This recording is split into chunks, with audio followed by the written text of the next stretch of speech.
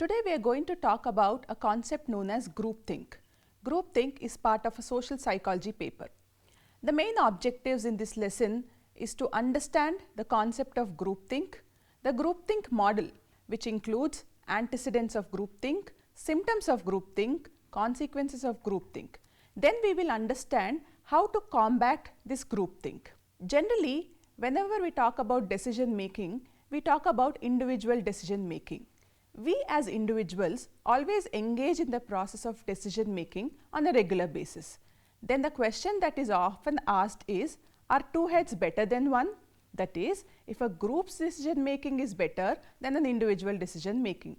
It is common for us to assume that decision making in a group would be informed decision. A group may not be subject to biases of one individual, but the common observation has been that sometimes a seemingly reasonable, considerate and intelligent group can also make a decision which proves to be disastrous. A theorist called as Janis in 1982 proposed that this may result from a process called as groupthink. Janis defined groupthink as deterioration of mental efficiency, reality testing and moral judgment that results from in-group pressures. In groupthink, the group reaches a decision regarding any issue without allowing members to express their doubts and views. It occurs when groups do not care to find out who is the most competent person in the group. Therefore, the advice of an incompetent group member is taken. At times, a competent member in the minority may be faced with opposition, leading to their opinion or idea not being taken into account. It also happens that in certain group, members don't listen to each other, while in some groups, one person tends to dominate the discussion, while others choose to just suppress their thoughts. Failure to share important information also leads to inefficient decision making. Further, the group cohesiveness has also been found to obstruct clear thinking and good decision making. A group is said to be cohesive when its members have a deep sense of commitment to each other and each other's group goals. Members of the group also share a close bond here. Once the groupthink sets in, for whatever reason, the result is ill-considered and disastrous decision. Let us now try to understand how the concept of groupthink leads to disastrous decisions. In the world of business, where decisions are usually made after much analysis, there have been some bad decisions which have wiped out successful giants. You have heard about Kodak, a company which made cameras and was very popular worldwide. But all this was before the invasion of digital photography. Kodak could not survive when digital photography replaced film. The point here I am trying to explain to you is about the company that made devastating wrong decision in spite of having solid evidence against it. The first digital camera was invented by an engineer at Kodak in the year 1975. In 1981, extensive study was done by Kodak showed that digital was likely to replace Kodak's film business in about 10 years. Surprisingly, Kodak did not use this time to capitalize on their invasion of digital camera and were not willing to shift focus to digital technology. As a result, Kodak went from 90% market share in US camera sales in 1976 to less than 10% in 2012. Eventually, it went bankrupt. The major debacle for Kodak could be because of groupthink. When groupthink sets in, the group believes that decision is unanimous, even when considerable dissent may exist. In a nutshell, the groupthink is characterized by strong pressures toward unanimity and endorsement of the leader's viewpoint, and decisions taken in such conditions are usually unsuccessful. Next, let us discuss the groupthink model, which will help us to understand the concept further. An influential theory of group decision making was proposed by a theorist Irving Janis, based on his observation of real world events. This theory is the groupthink theory of decision making. It is a kind of thinking in which maintaining group cohesiveness and solidarity is more important than considering the facts in a realistic manner. The group places more importance on reaching an agreement rather than considering facts objectively. Group members are not encouraged to voice differing opinions here. Certain groups would even punish its members for their dissenting opinions. In certain cases, consequences of groupthink might not be very significant, but in other instances, for example, those involving military decisions, it could mean death and destruction. Janis theorized that certain antecedents or factors would predispose or say will influence the group to groupthink. The groupthink model also lists out antecedents of groupthink, symptoms of groupthink, consequences of groupthink. We will now try to understand these aspects in detail. According to Janis, there are some antecedent factors or causes that cause groupthink. Firstly, when the group is highly cohesive. Cohesiveness refers to the close bond the group members share with each other. Members in cohesive group are very close to each other. There is high level of commitment towards each other as well as the goals of the group. It is of paramount interest that harmony in the group may be maintained. Membership in the group is very important to all group members. Therefore, groupthink often occurs highly in cohesive groups. For example, sometimes in a family, we make decisions based on our love and affection rather than understanding if it is practically possible. Then the next aspect is group isolation. Sometimes the group is not aware of the information of outside world. Thus, the group is isolated from alternative viewpoint. Group members are unaware of the strategies other groups use to make decisions. Critical analysis of alternative is not done because group members are insulated from the outside world. Group members are therefore blind to vast variety of alternatives available to take into account. Then the next antecedent is related to the leader or directive leader. Groupthink is likely to occur in the presence of a directive leader, a leader who takes charge, makes decisions independently, conveys the information to the group member and does not see the need for any kind of feedback. The leader here holds his stand on a particular issue very strongly. Group members therefore accept the decision taken by this kind of leader unhesitatingly. Then the concept of high stress. When the members perceive some kind of threat to the group, they are in the state of distress. This group subsequently is more likely to make poor decisions than a group that is relatively free from stress. Janis closely observed many historical events and concluded that high level of stress that was experienced by group members was a contributory factor to groupthink. A decision that has to be made with very little time at hand increases the probability of groupthink. Then lastly, it is poor decision making procedures. When the group had no prior experience in making certain kinds of decisions or has not developed and used a standard method of decision making, it is a precondition to groupthink. The group therefore does not consider and weigh other alternatives, but depends on the opinion of the leader or the majority, one that may not be the best possible decision. After this, let's talk about the symptoms of groupthink. These symptoms are like the warning signs that will tell you that groupthink in a group will set in. The main symptoms here. Firstly, it is the illusion of invulnerability. This is when the group feels it is invincible and would never make any errors. This kind of approach would make members blind to their vulnerabilities or weaknesses. As a result of this kind of thinking, they engage in taking risky decisions without taking any possible negative outcomes into consideration. Then the next is belief in the moral correctness of the group. The group assumes that whatever they do is morally correct and that they are somehow superior to other groups. The ethical and moral ramifications of their decisions are not assessed. A group that believes they are incapable of doing any wrong is at heightened risk of groupthink. The next symptom is stereotyped views of out-group. Group members hold false generalization about members of other groups. Outside groups are seen as either too foolish to reason with, or too evil to negotiate with, or too insignificant and weak to even consider. Groups are then on the path to develop an us versus them mentality, which leads to groupthink. Then there is a concept called as collective rationalization. It is a tendency of a group to collectively justify its decisions without regard for any contrary opinions. Contrary opinions are dismissed as insignificant. Groups are not open to evaluating the risks of their decisions as they have convinced themselves that the decision they have taken is the best.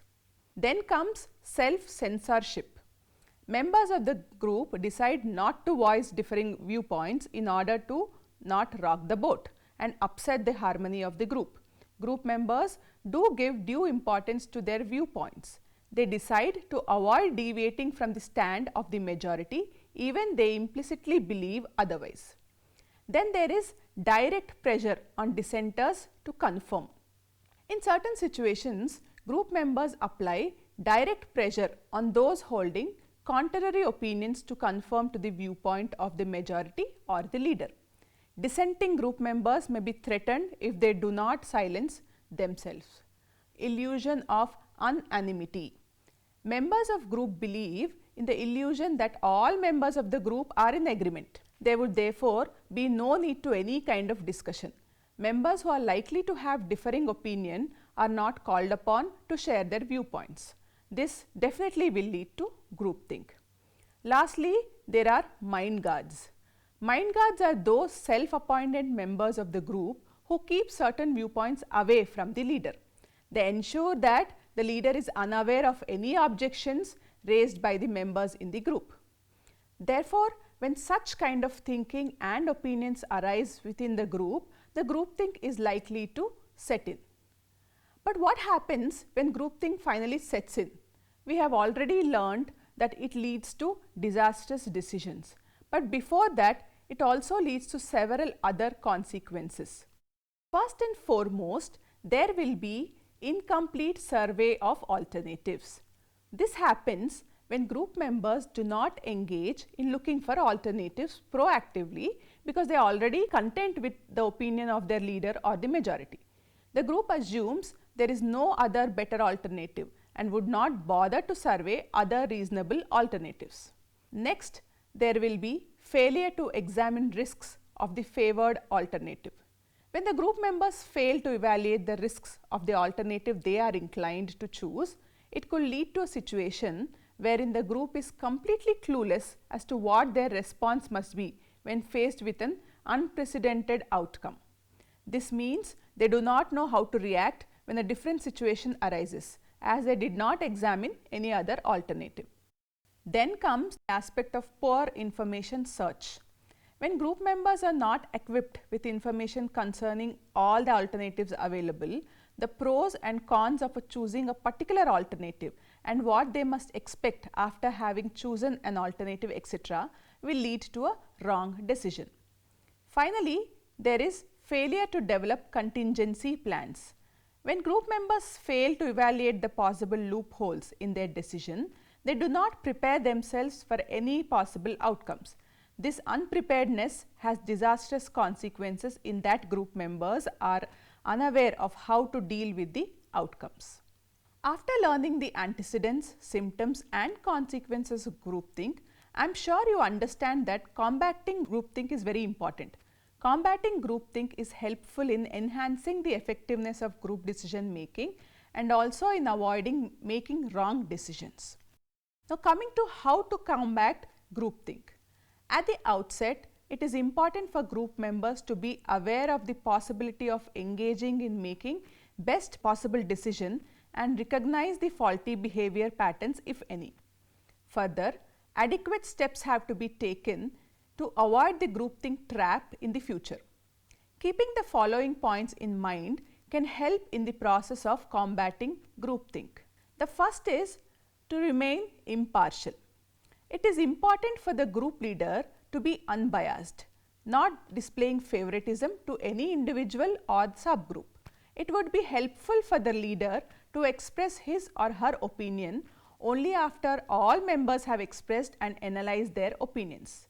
The leader should not exert control over the discussion, but should create a conducive atmosphere for members to express their thoughts freely. Leader must also be open to criticism.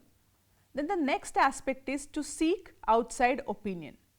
Rather than being isolated from alternative viewpoints, groups must proactively seek outside opinions. At times, Being unaware of the latest developments in the outside world would render the group oblivious to relevant information to consider in order to make a decision.